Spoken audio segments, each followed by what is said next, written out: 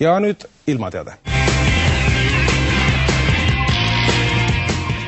Päeval külmetab, suvel sulatab. Tere õhtust!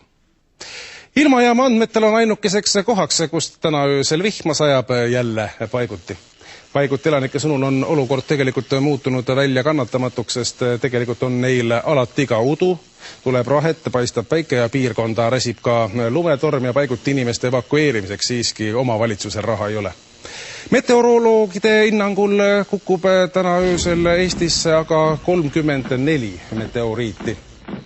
Homme võib paljudes kohtades hakata aga tibutama ning paiguti võib maha tulla kuni 20 000 tibu ruutmeetrile.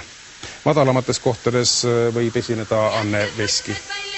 Homme aga tuul vaibub ja puhub Piirivalveameti puhkpilliorkester kiirusega 12–17 törtsakut sekundis, sooja on 2–7, külma 19–23 kraadi. Ilusat õhtu jätku!